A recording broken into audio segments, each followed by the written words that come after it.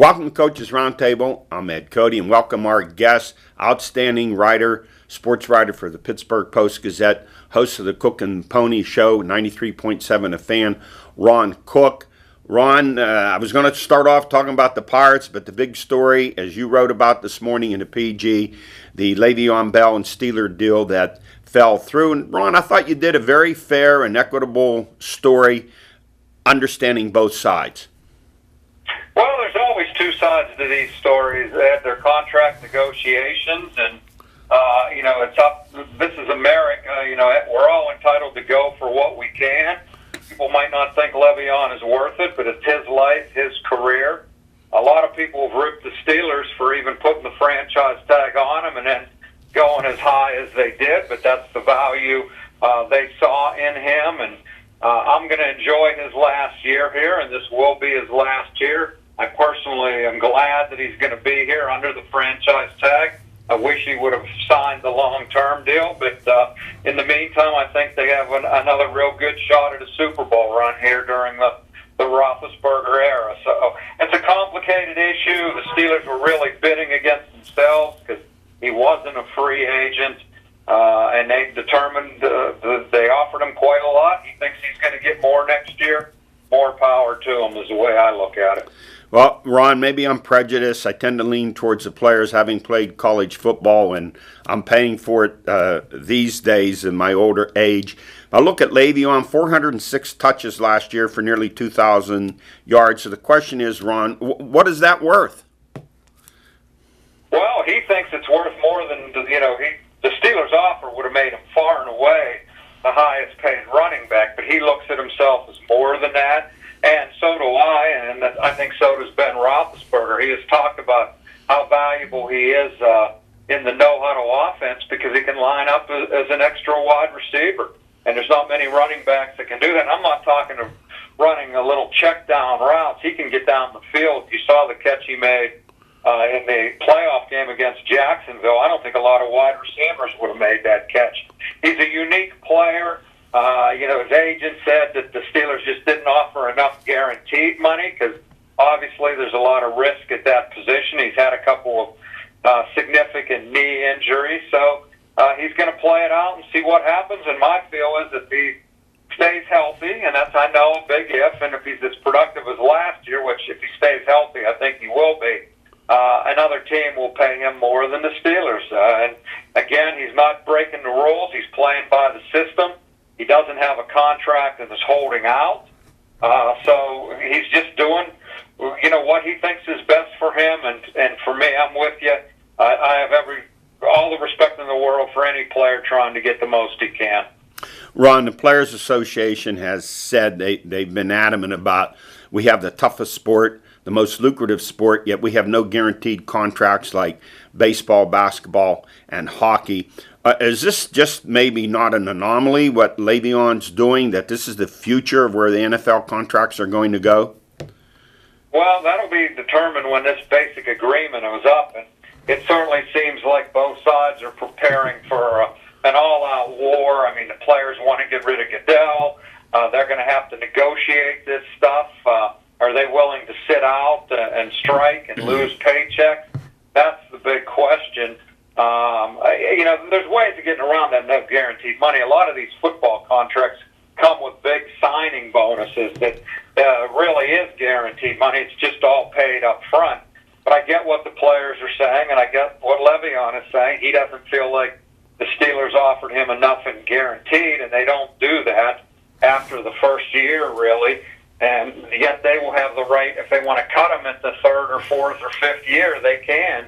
They'll take a hit on their salary cap hit, but he won't. He's not guaranteed that money. So, the question is, how much do the players want that? How much are they willing to fight for it? And are they willing to shut down the game to try to get it? Ron, how much do you think Le'Veon is looking at what teammate Antonio's getting, $17 million a year? And he's a tremendous player, the best receiver in the league. Touches the ball 7 or 8 times a game, and Le'Veon touches it 32. How much do you think he's looking at that? Well, I don't think there's any question, Ed. I think he absolutely, there's an envy factor, a pride factor, an ego factor, whatever you want to call it. But he's got to also understand he plays a position where there's a lot more risk of injury than Antonio has. Le'Veon already has had those 2 major knee injuries. Antonio nearly had his head taken off by Burfict, and he had a problem late last year with a knee problem, but he's been relatively injury-free compared to Le'Veon, and I think that's a lot has to do with the nature of the position they play. So you're seeing a lot of wide receivers around what Antonio's making. He's making the most, but you're seeing other wide receivers there. You're not seeing any other running back near what the Steelers offered Le'Veon, and I think that's a reflection on the position. To add fuel to the fire, I see Zach Martin, the All-Pro guard for Dallas, signed for an $84 million contract, $40 million of it guaranteed, and rookie guard Quentin Nelson for Indy signed a $28 million contract, all of it guaranteed. Well, the Steelers just don't believe in doing the guarantees after the first year or much after, or part of the second year. They're just not going to do it. That's the way they've done business, and I respect that as well. That's a big reason they've been successful, I think. But that, if Le'Veon wants that, he's going to get that as a free agent with some other team next year. He's not going to get it with the Steelers now. Well, it'll be interesting to see what happens. Ron, let's switch over to the Pirates, a column you wrote on Monday that you still think they're going to be sellers. They're 48-49 despite winning 8 out of 9, sweeping the Brewers in a 6-game winning streak. Why do you still think they're going to be sellers? Well, they are what they are. They're not a player in the division race. They're not even a player in the wild card at this point. There's a lot of teams to climb over. Now, they go 8-1 again after the All-Star break. Maybe I'll change my mind. I don't know that that's going to happen. Hey, listen, I give the players a lot of credit. Neil Huntington challenged them a week ago to play better if you want to have any chance of keeping the team together, and they went 8-1, including that 5-game sweep of the Brewers, the team that had been the best in the division almost most of the season. So they did what they could, but I think it's too little too late.